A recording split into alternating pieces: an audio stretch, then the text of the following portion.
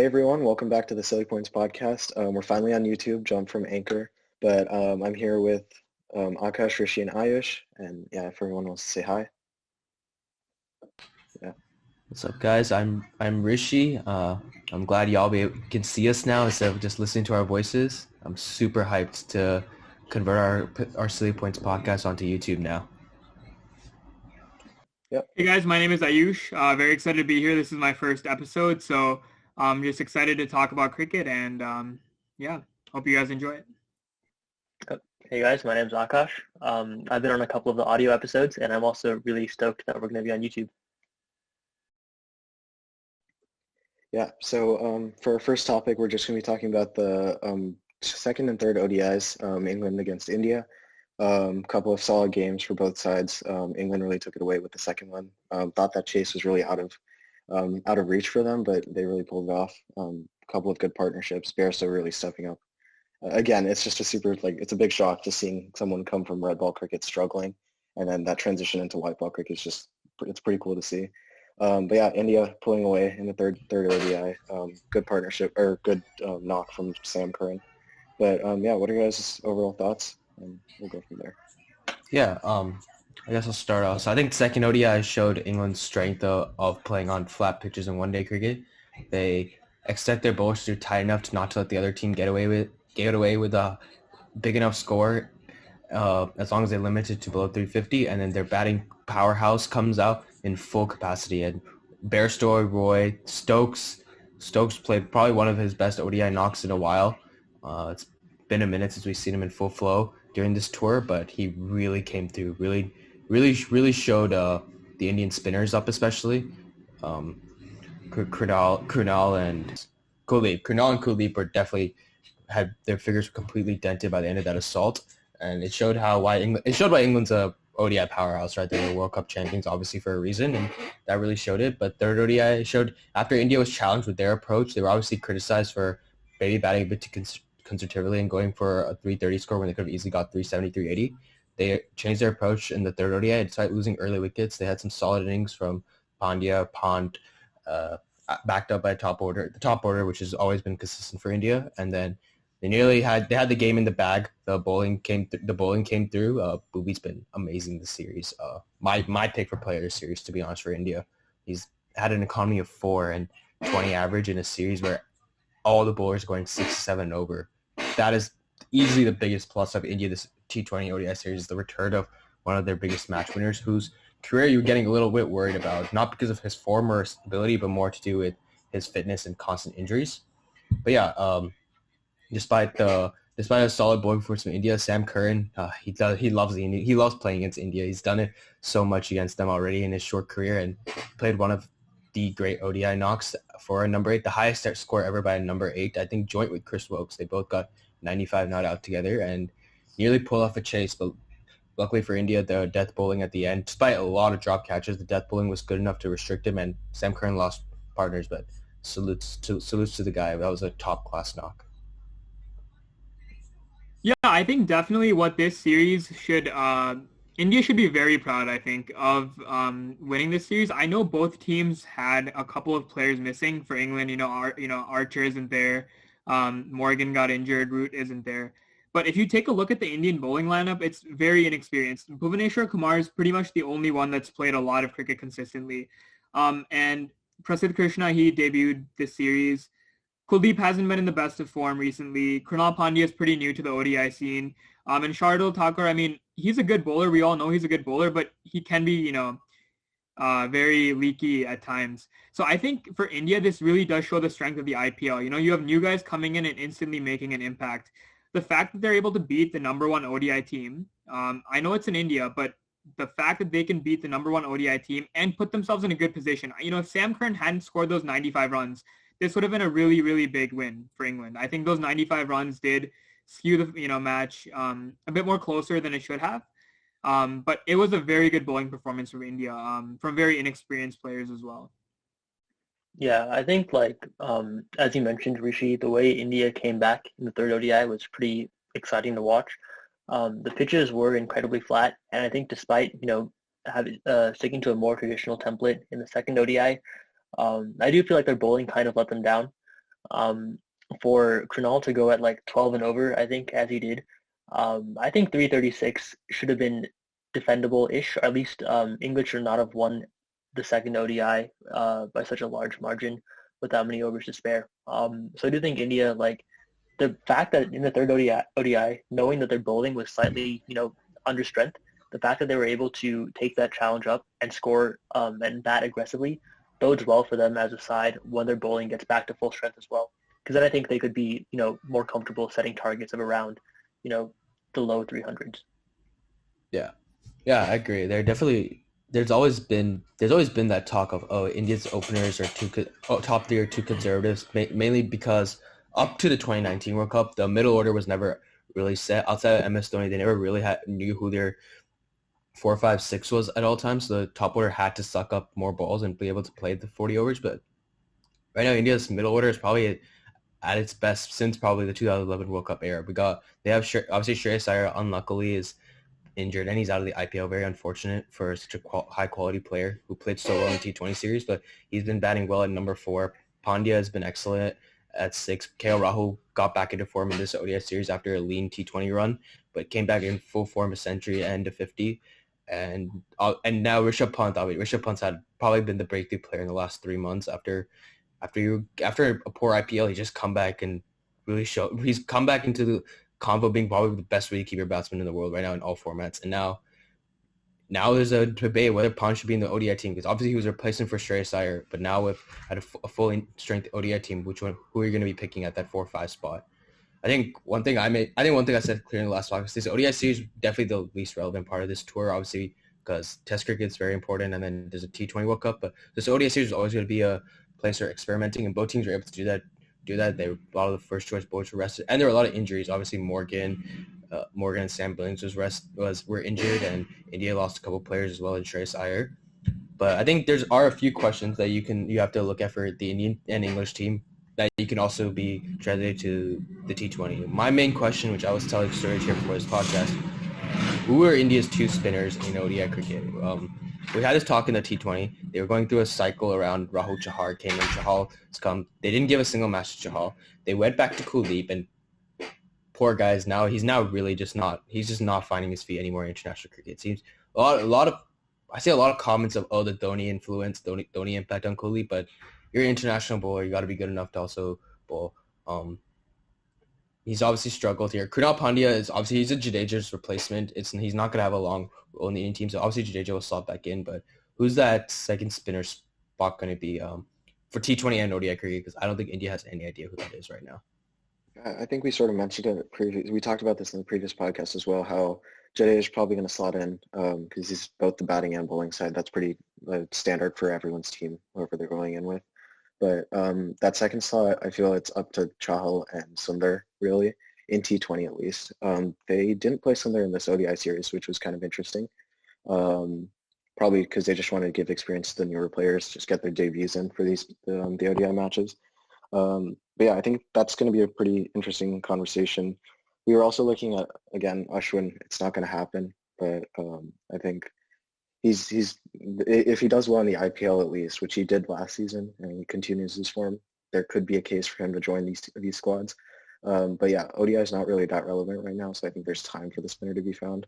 But for T20, yeah. Akash, I know you're probably the biggest Ashwin fan in our cricket team. What do you think? Does he need to slot back to the white ball team? So I think it'd be really tough for him to come back into the T20 team. I think his performance in the IPL for the past 2 or 3 seasons has been pretty good.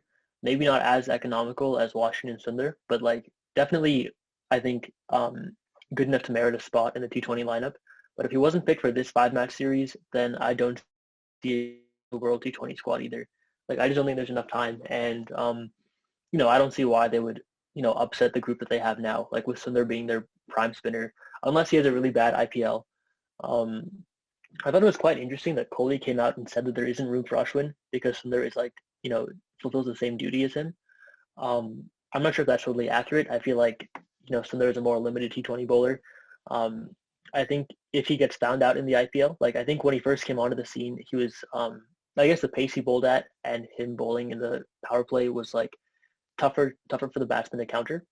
But I'm thinking like maybe if he goes for a lot of runs in this IPL, there may be some temptation to go back to Ashwin. But unfortunately, at least from my perspective, I don't see that happening this close to the T20 World Cup.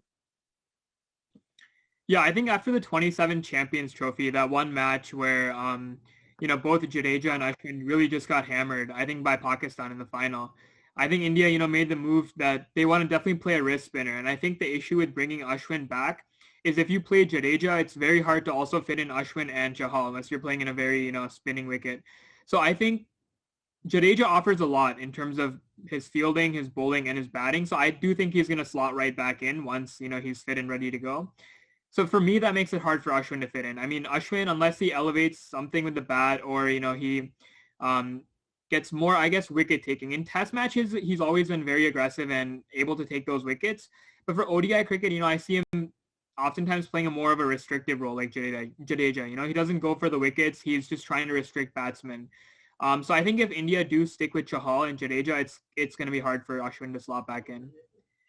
Yeah, the thing with ODI cricket is there's not been too many dominating finger spinners in the past ever since the whole crackdown on chucking, and which is basically eliminated Dusar from the game. There's never really been too many finger spinners outside this Jadeja, Mitchell Santner, Moeen Ali sometimes for England, but otherwise you won't really see any finger spinners dominating ODI cricket because it's very difficult. Flat pitches, you only could turn it one way, and most of the bats you're turning it into them, which is just lining up into their slot. So it's very difficult, but I do think if there's any bowler who can solve a finger spinner issue, it is Ashwin. There's no one more talented than him. There's no better finger spinner to me in the world cricket.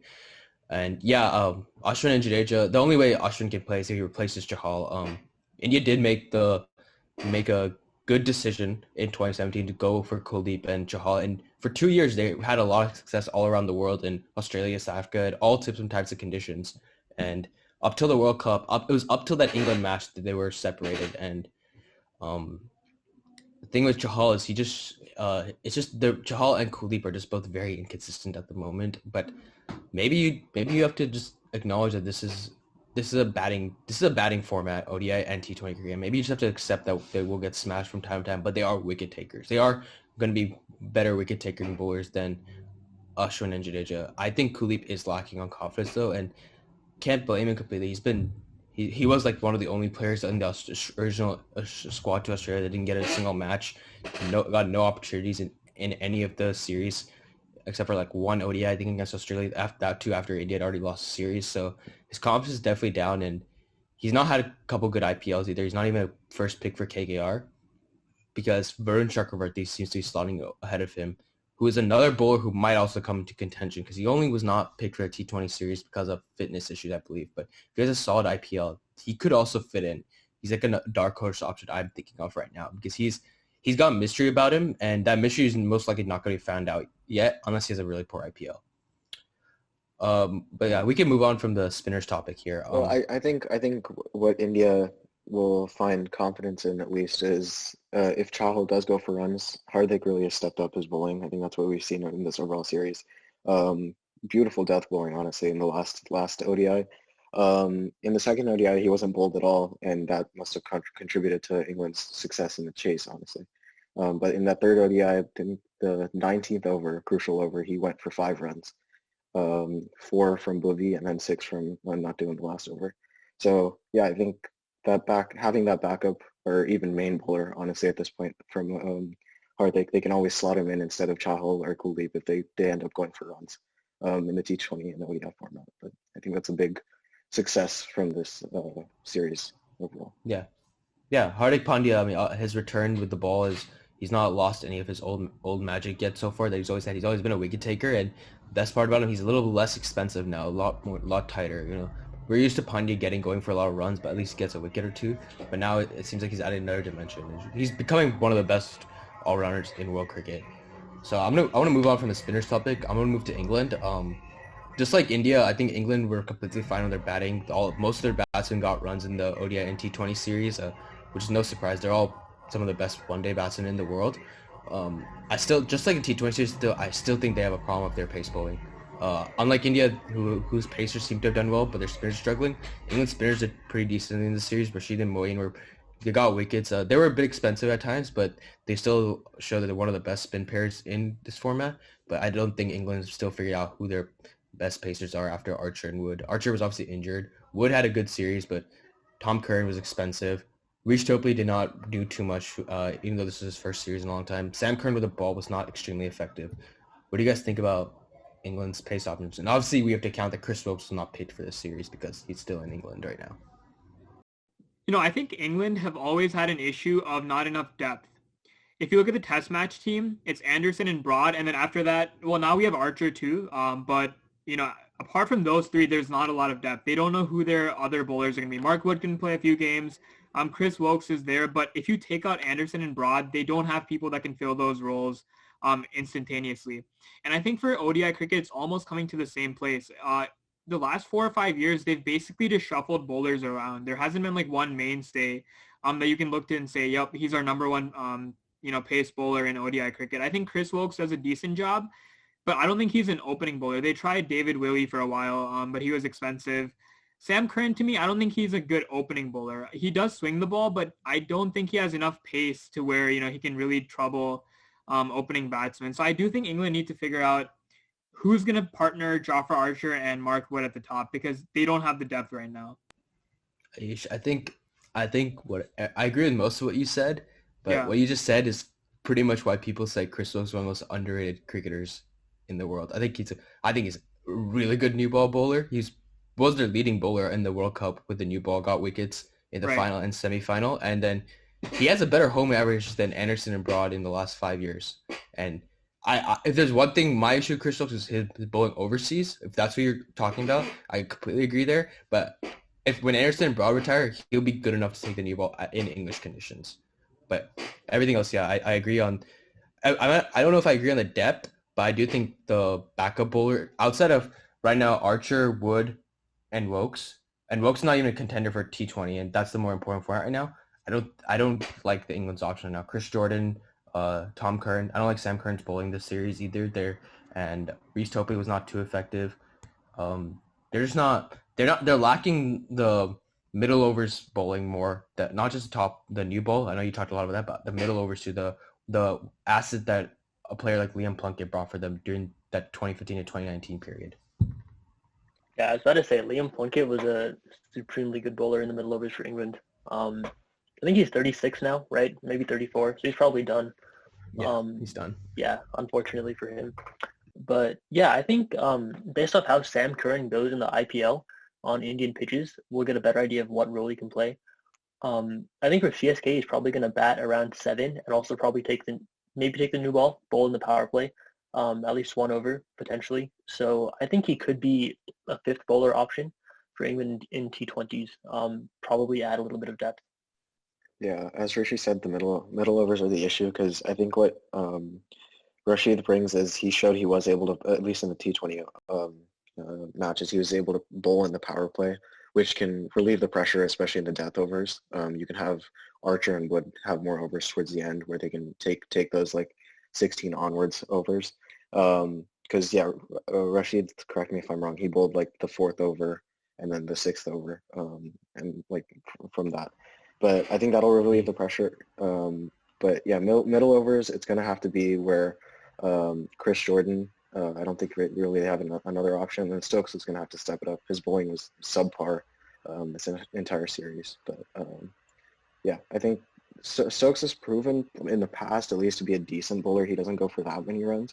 This series proved otherwise. But we'll see how it goes. Yeah. We also should look into context. It's outside of Boovy, who did not go for runs. Right, so we have to remember like a 6 economy rate is not a bad economy rate when you're defending 330, 350. So I still think the England bowlers do lack, some of the in the middle do lack that penetration that a Plunkett or Aayush Gupta does. So if you guys have been following our podcast, I think every podcast we always talk about Moeen Ali. We talk where is he in the Test series, where is he in the T20 series, why is he not in team. He played all 3 ODIs. What do you guys make of his performance in this series? He's got Kohli in the palm of his hands. Every wicket. I'm telling you, Moeen, just bring him in when you're playing India, and you're fine. But you got him once. No, Test series too. Oh yeah, Test series. Yeah. So, but yeah, he'll do well for CSK if he plays against RCB. I think Moeen and Rashid to some extent looked a bit better than they bowled during the ODIs, probably because India knew they could target England's pace bowling options.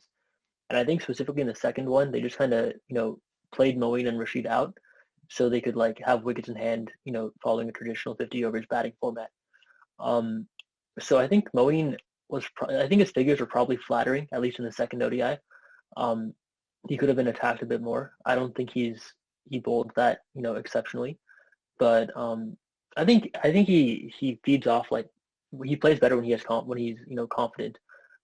So I think it largely depends on how he does in the IPL as well, with regard to how what frame of mind he is in for the T20 World Cup. Yeah, I think in IPL it's a bit different. It'll be hard to judge how Moeen plays because I think based on CSK versus England, I think he'll be a batting all-rounder in CSK. Probably be batting in the top 3 there, and they have so many spin options that he might just be used as 6 bowler, but England require his bowling a lot more than his batting.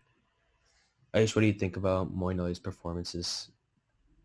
I think he was better this series, but he's not converting his starts. He has so much potential. I remember a couple of years back against West Indies, he hit like 160 in an ODI game or something like that. He has the ability to hit these really big knocks.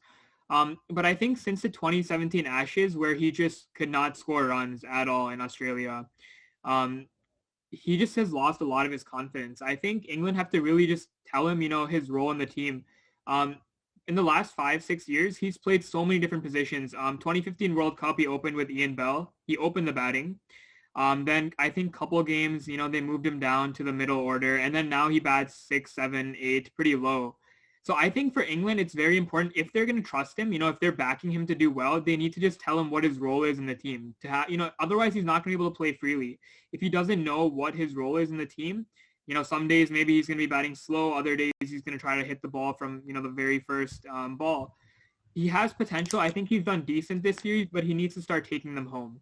I think Sam Curran did that really well in the last one-day game where he just didn't get out. He kept the match going for a while. But Moeen Ali has this very consistent ability to just get out at the wrong moments. I think for RCB too, he scores runs and then he just gets out. So there's some work to be done. He's also 33, 34, so I'm not sure how much longer he's going to fit into England's plans, but I do think he can be a valuable player for them, especially partnering Rashid. If Dom Bess is what is considered to be the best off spinner in England, Moeen Ali has a long future for now. That's the reason why they're going to keep persisting with him, because England's spin stocks are not that high either. Obviously, Adil Rashid is really good, Jack Leach is really good in their respective formats, but Moeen Ali is going to keep getting the opportunity. I think in ODI cricket, he has a defined role in ODI cricket. He's not good enough to bat in the top 6. With that England batting lineup, right? So he bats 7, he bats 8, and then he's expected to deliver 10 overs in the middle, and he did that to a certain extent. I thought he bowled pretty well until Pandya went after him in the last ODI. But Pandya is bowling off spin to Pandya on those pitches. It's not easy, for sure. But yeah, it'll be interesting to watch him in IPL and see what England's role for him, because they didn't play him in the T20 World Series, and I think I mentioned at least 30 billion times on this podcast how dumb that was to be playing 5 pace bowlers and not even have that spin option for him. Yeah. Especially because there was so much drama around him, leaving after one test, quarantine, and this just to get to the T20 series. I mean, he didn't play, but he played the ODI series, which is not the most important form of cricket going on right now. Yeah. I think let's quickly take a look at England's top 6 that they played in the last ODI at least, because they were missing a couple of players, right? Morgan, and then Root has traditionally been playing ODI cricket for them. But I think it was interesting how they played Stokes at 3 and then Milan at 4, who came in. Milan's pretty decent. I think he sort of fits that role, sort of like what he does in T20 cricket. It's more of that anchor role that we've been talking about. Just comes in and knows how to play an innings out. That 50 runs off 50 balls. I think he's just the non-striker end for the most part. That's his innings. But what do you guys think of Stokes at 3? I know he scored that 99 innings in the second ODI, but that 35, do you think that suits him?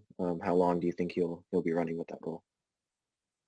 So I'm not sure if it suits him or if it suits the team. Once Root slots back in, I don't think there's a place for Stokes at the top.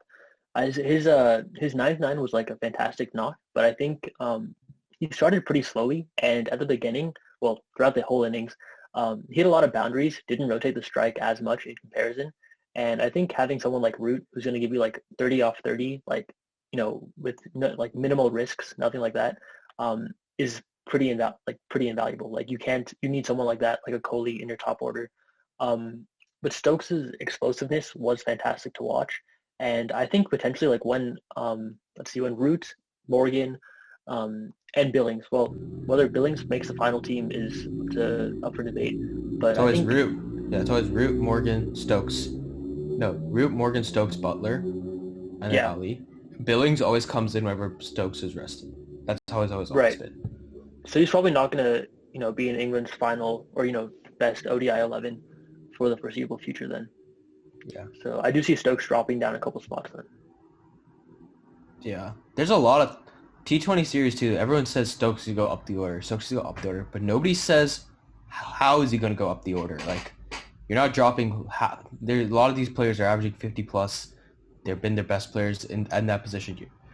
Every player will do better opening in ODI and T20 cricket. It's just the easiest thing to do right now when it comes to batting. So to say Stokes will do better is honestly kind of an illogical statement because I bet you Morgan would also do better. He could push. Yeah, I was going to say though, Morgan, I think that's the one position he could actually push over, where Morgan just drops down one and then he steps up instead. In T20 or ODI? T20.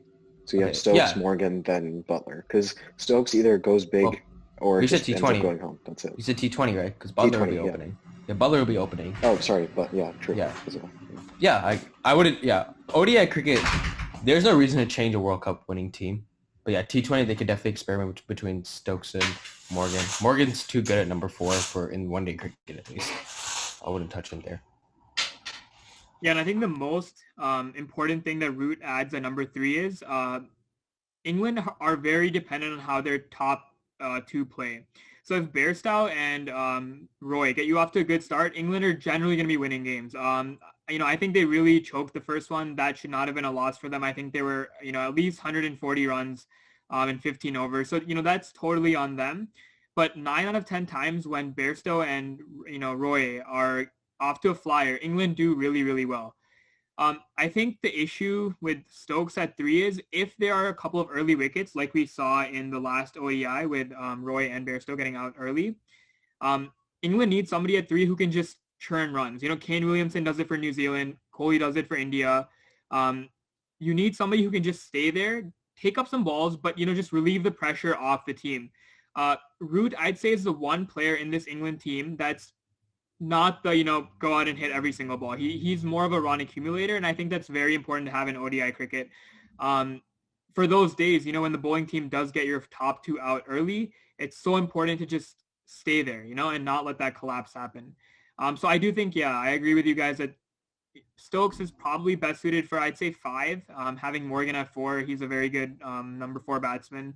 And then Butler at 6 is what I would think. Yeah. That is a good point you bring about England being really reliant on how Bairstow and Roy play, because the second that partnership was broken up in the World Cup, when Roy was injured for those few matches, England's World Cup campaign nearly just went completely off tracks. And the second Roy came back in, it was a completely different team. And I think, we should probably pinpoint on Bairstow now. But he's the man of the series. I think he got 100. He got a 98. He was from the Test series to this completely different player. Got Sunil Gavaskar even. He got into it with Sunil Gavaskar. I don't know if you guys saw that. Who said Bairstow doesn't seem interested in playing Test cricket and that his attitude is poor. And Bairstow's like, have you ever talked to me? Like, call me a phone. That's a pretty ridiculous statement. He just not been a good Test player for the last 3-4 years. It's not an attitude thing. It's more of a technique thing. So many technical issues he has that also open up his game to be probably one of the best ODI openers now in world cricket. I think he's definitely probably top 3 now, alongside Rohit and David Warner, in my opinion. He was absolutely amazing this series. He's just playing in his own world when he bats in the power play, gets England off to absolute fires. He's extremely consistent now. He's got he just entered the list of top 5 most submerged centuries by an English player in ODI cricket. So he's definitely starting to affirm his greatness in this format. So yeah, what are you guys' thoughts on Bairstow? And is there any chance he can revert back to the same Beerso in this test format, or is he done in that format? I think his aim has been clear, and he's been saying that he wants to get back into the test squad. He's even clearly said that in like the upcoming test series, he wants to be part of the conversation, at least in all formats. Whether or not he can accomplish that is a different story. But yeah, I mean, from what we've seen, we can't really like say Beerso is a good test player in the past year or so. I think last solid performance, not even high score, solid performance was in the Ashes, like Headingley. That was a pretty crucial knock. But yeah, I don't know. I think his batting style is more suited to the, like shorter formats. So yeah, hopefully he can move into the test format, but we'll see. But yeah, I think we can wrap it up there.